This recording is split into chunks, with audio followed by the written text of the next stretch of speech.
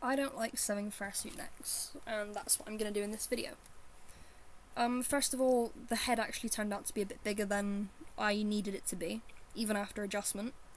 So before I glue in, I've pulled the one line of glue that holds the balaclava in back a little bit, and now I'm just going to fill it out with a little bit of foam. When you glue the balaclava back in, that'll all be hidden and it won't make a difference. So basically just cutting a strip of foam that will make the head the right size. And then glue the balaclava back in around the edges. It doesn't have to be glued up to the fur because it will be sewed to the neck later on. So to make the neck, I've actually been using a tutorial that I found by Mattresses. I'll put a link to that in the description for you.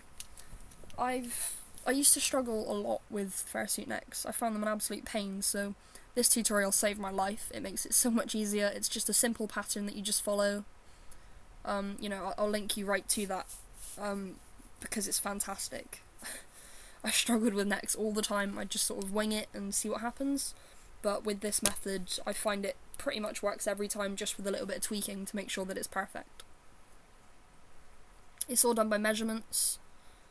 Obviously I made a pattern for the back part, but that's only because I had to cut it in half because I didn't have a piece of fur wide enough. It consists of a front piece, a back piece, and 2 shoulder pieces. At the moment I'm cutting out the 2 triangular shoulder pieces. And I'm going to machine sew them, because it makes a much stronger stitch, much neater stitch, seeing as part of that neck will be visible.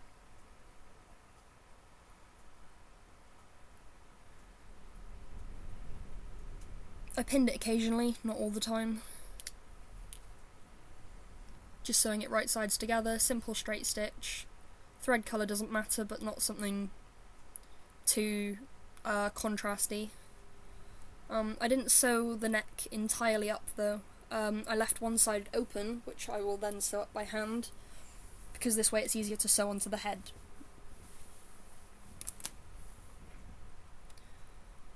The result is essentially a tube that will fit over your head and onto your shoulders, which you then sew the top part to the bottom of the head, as you'll see now.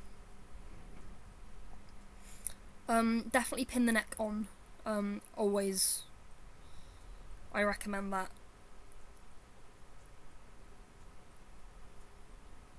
Although it seems I didn't. Don't listen to me. I did in the fursuit head I made after this. But again, I sort of know what I'm doing right now, so I've figured out where I need to go. That seam there that you can see down the back of the neck, that has to be in the middle of the head. The 2 seams on either side are matched up to the edges of the tam fur on the head. So, there's key parts which you need to match up. Therefore, pinning isn't necessarily an issue. If you've got one straight colour, yes, pin it.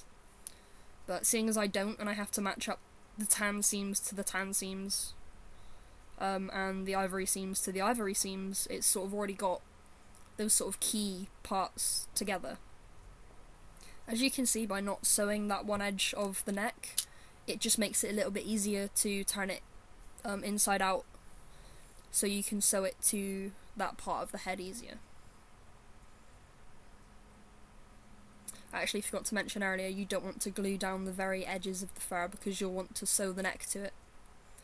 Now using blanket stitch, sew up the edge. Definitely a blanket stitch this time because you'll need that strength. So just sewing that final seam together. Knot the end a lot before you tie it. I just checked fit a quick, minute there just to make sure the neck does sit properly on the shoulders. That is the problem with necks. It either doesn't sit properly on the shoulders, or it's not long enough so it, you can see the wearer's neck. This new pattern, fantastic.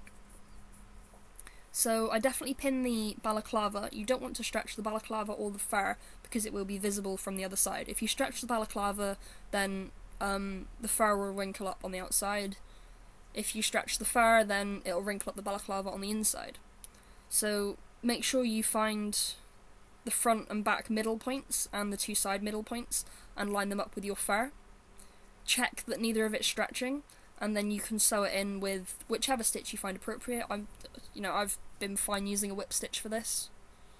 You can use whatever you like. I'm using black thread because it matches the balaclava. And there we go, that's the neck done now. So just give it a quick brush over. Thank you very much for watching, and the final part, which is going to be part 8, is all about airbrushing. Come along and you can see me finish the head. Thank you very much for watching, goodbye!